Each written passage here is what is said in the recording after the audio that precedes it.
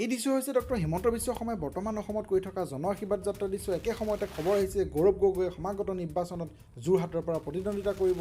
গতিকে আজিৰ তাৰিখত অসমত সৰ্বাধিক চৰ্চিত বিষয়টো হৈছে অসমৰ পৰৱৰ্তী মুখ্যমন্ত্ৰী কোন হ'ব, গৌৰৱ গগৈ নে হিমন্ত বিশ্ব শৰ্মা। আজিৰ ভিডিঅ'ত আমি এই বিষয়ে আলোচনা কৰিম। ইতিমধ্যে এই বিষয়ে আমি এটা প্ৰথম ভিডিঅ' দি থোৱা আছে, আপোনালোকে উক্ত ভিডিঅ'টো চাই ল'ব। যদি প্ৰথমবাৰৰ কাৰণে আমাৰ চেনেলৰ ভিডিঅ' চাইছে অনুগ্ৰহ কৰি চেনেলটো ছাবস্ক্ৰাইব কৰিব, ভিডিঅ'টো চাই আপোনাৰ মতামত আগবঢ়াব। আমি আপোনালোকক আন এটা দৃষ্টিকোণৰ পৰা অসমৰ 2026 চনৰ নিৰ্বাচনৰ সম্ভাৱ্য যি প্ৰেক্ষাপট তাৰ এক বিশ্লেষণ দাঙি ধৰিবলৈ চেষ্টা কৰিম।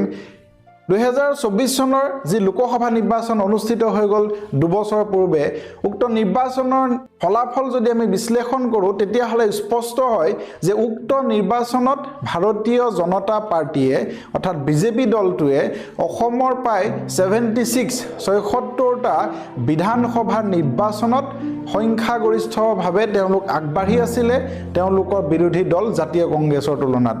কেৱল সেয়াই নহয়, ভাৰতীয় জনতা পাৰ্টীৰ মিত্ৰজোঁট অসম গণ পৰিষদ দলে 10টা বিধানসভা সমষ্টি আৰু UPPL দলটোৱে 7টা বিধানসভা সমষ্টিত আগবাঢ়ি আছিল। অৰ্থাৎ সৰ্বমুঠ 2024 চনৰ লোকসভা নিৰ্বাচনত অসমৰ প্ৰায় 93টা বিধানসভাৰ সমষ্টিত অসমৰ শাসনাধীষ্ঠ ভাৰতীয় জনতা পাৰ্টীৰ নেতৃত্বাধীন NDA মিত্ৰজোঁট আগবাঢ়ি আছে। গতিকে বিজেপি দলে ক'ব বিচাৰে 2026ত অসমত বিজেপি চৰকাৰ হোৱাত কোনো আমাক ৰখাব নোৱাৰে।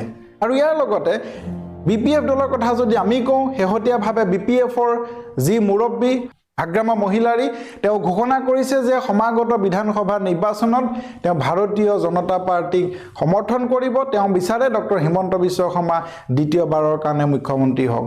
আৰু 2024 লোকসভা নিৰ্বাচনত BPF দলে 2খন বিধানসভাৰ আসনত আগবাঢ়ি আছিলে। আৰু আমি শেহতীয়া যি বড়োলেণ্ড অঞ্চলৰ নিৰ্বাচন তাৰ যদি ফলাফল বিশ্লেষণ কৰোঁ, উক্ত অঞ্চলত BPF দলটোৱে সংখ্যাগৰিষ্ঠতা লাভ কৰিছে আৰু বড়ো ভূমিৰ প্ৰায় 12টা যি বিধানসভা চিট আছে 12টা বিধানসভা চিটত BPF দলটোৱে আজিৰ মুহূৰ্তত শক্তিশালী অৱস্থাত আছে। গতিকে BPF দলেও মুকলিভাৱে ডক্টৰ হিমন্ত বিশ্ব শৰ্মাৰ চৰকাৰক সমৰ্থন জনাইছে।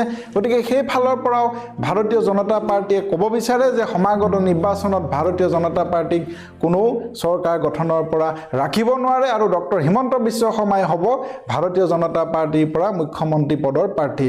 কিন্তু জাতীয় কংগ্ৰেছ দলে ক'ব বিচাৰে যে ভাৰতীয় জনতা পাৰ্টীৰ যি শাসন ব্যৱস্থা সুশাসন তেওঁলোকে দিয়া নাই, তেওঁলোকে বসুন্ধৰাৰ নামত থলুৱা ভূমিৰ পৰা বঞ্চিত কৰিছে, ভাৰতীয় নাগৰিকক তেওঁলোকে অন্যায়ভাৱে উচ্ছেদ কৰিছে। গতিকে অসমত আৰু দুনাই ভাৰতীয় জনতা পাৰ্টীয়ে চৰকাৰ গঠন কৰিব নোৱাৰে।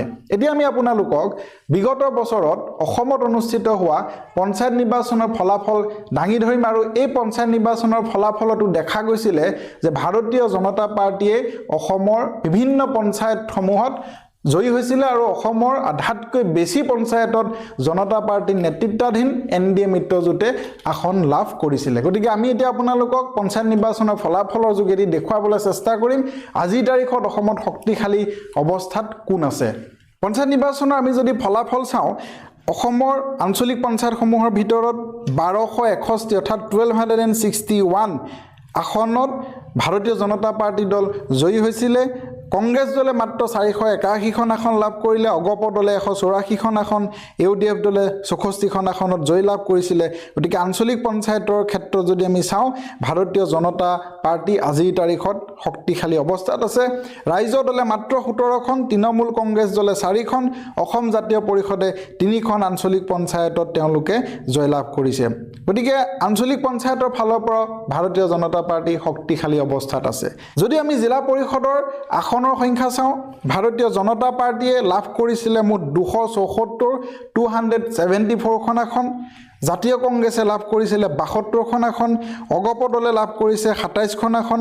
অৰ্থাৎ ভাৰতীয় জনতা পাৰ্টী আৰু অগপ দলে সন্মিলিতভাৱে 301খন আসন লাভ কৰিছে, ৰাইজৰ দলে 3খন আসন, UDF দলে 8খন আসন লাভ কৰিছিলে জিলা পৰিষদত। গতিকে ইয়াৰ পৰা স্পষ্ট হৈছে যে পঞ্চায়তৰ নিৰ্বাচনতো ভাৰতীয় জনতা পাৰ্টীয়ে এককভাৱে তেওঁলোকে অসমৰ পঞ্চায়তসমূহ দখল কৰিছিলে।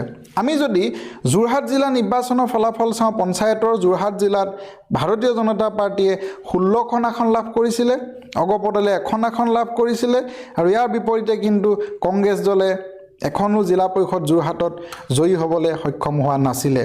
আঞ্চলিক পঞ্চায়তৰ ক্ষেত্ৰত যোৰহাটত ভাজপা মিত্ৰজোঁটে 82খন আসন আৰু কংগ্ৰেছে মাত্ৰ এখন আসনে লাভ কৰিছিলে। অৰ্থাৎ পঞ্চায়তৰ এই নিৰ্বাচনে স্পষ্টভাৱে আমাক বুজাত সহায় কৰিছে যে যোৰহাট জিলা যিখন গৌৰৱ গগৈ গৃহ জিলা, সেই গৃহ জিলাৰ জিলা পৰিষদতো গৌৰৱ গগৈয়ে বা জাতীয় কংগ্ৰেছ দলে এটা ভাল ফলাফল দেখুৱাবলৈ সক্ষম হোৱা নাই। 2024 চনৰ লোকসভা নিৰ্বাচনত যোৰহাটৰ পৰা জয়ী হোৱা গৌৰৱ গগৈয়ে কিন্তু এবছৰৰ পিছতে অনুষ্ঠিত হোৱা পঞ্চায়তৰ নিৰ্বাচনত যোৰহাটতে কংগ্ৰেছ দলক জয়ী হোৱাত তেওঁ সফল হ'ব নোৱাৰিলে। গতিকে এই সকলোবিলাক আলোচনাৰ পৰা এটা দিশ স্পষ্ট হৈছে যে ভাৰতীয় জনতা পাৰ্টীয়ে বা বিজেপি দলটোৱে আজিৰ তাৰিখত অসমত শক্তিশালী অৱস্থাত আছে আৰু অনাগত নিৰ্বাচনত হয়তো এই দলটোৱে তৃতীয়বাৰৰ কাৰণে অসমত চৰকাৰ গঠন কৰিবলৈ সক্ষম হ'বও পাৰে। ডক্টৰ হিমন্ত বিশ্ব শৰ্মা হয়তো দ্বিতীয়বাৰৰ কাৰণে অসমৰ মুখ্যমন্ত্ৰী পদত অধিষ্ঠিত হ'ব পাৰে। এই সম্ভাৱনা আমি নুই কৰিব নোৱাৰোঁ। এইখিনিতে আৰু এটা কথা আপোনালোকক জনাব বিচাৰিছোঁ, ভাৰতীয় জাতীয় কংগ্ৰেছৰ প্ৰাক্তন সভাপতি অসমৰ এজন ৰাজনৈতিক নেতা আছিল দেৱকান্ত বৰুৱা। তেওঁ এগৰাকী কবিও আছিল। এই দেৱকান্ত বৰুৱাই 1970 দশকত তেওঁ এষাৰি বাক্য কৈছিল। তেওঁ কৈছিলে, যেতিয়ালৈকে আলি আৰু কুলি জাতীয় কংগ্ৰেছৰ সৈতে থাকিব, জাতীয় কংগ্ৰেছক সমৰ্থন কৰি থাকিব, তেতিয়ালৈকে অসমত ভাৰতীয় জাতীয় কংগ্ৰেছ দলটোক শাসনৰ পৰা কোনোপধ্যে বিতাৰণ কৰিব নোৱাৰে।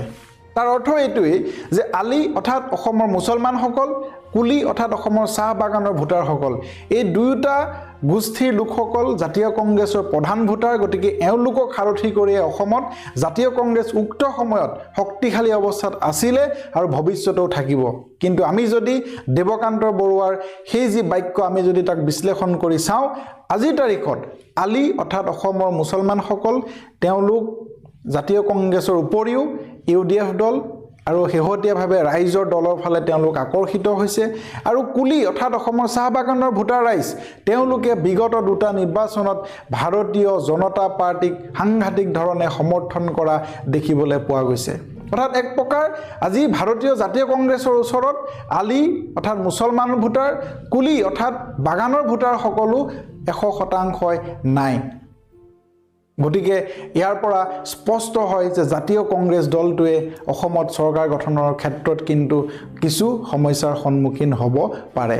তদুপৰি বিগত সময়ত ভাৰতীয় জনতা পাৰ্টীয়ে অসমৰ চাহ বাগানসমূহত সাংঘাতিক ধৰণে বিকাশৰ কাম কৰিছে বুলি তেওঁলোকে ক'ব খোজে আৰু আমি সেয়া দেখিছোঁ। চাহ বাগানত বিদ্যালয় নিৰ্মাণ কৰিছে, চাহ শ্ৰমিকসকলক আৰ্থিক সাহায্য প্ৰদান কৰিছে, শেহতীয়াভাৱে চাহ শ্ৰমিকসকলক মাটিৰ পট্টা প্ৰদান কৰিছে তথা চাহ বাগানৰ অঞ্চলসমূহক চাহ জনজাতীয় লোকসকলক বিশেষভাৱে তেওঁলোকক এই চৰকাৰে সুবিধা প্ৰদান কৰি আহিছে। গতিকে সকলোবিলাক দৃষ্টিকোণৰ পৰা এটা কথা স্পষ্ট হয়, আজিৰ তাৰিখত হয়তো ভাৰতীয় জনতা পাৰ্টি অৰ্থাৎ বিজেপি দল শক্তিশালী অৱস্থাত আছে আৰু হয়তো ডক্টৰ হিমন্ত বিশ্ব শৰ্মা দ্বিতীয়বাৰৰ কাৰণে অসমৰ মুখ্যমন্ত্ৰী পদত অধিষ্ঠিত হ'লেও আচৰিত হ'বলগীয়া একোৱেই নাথাকিব।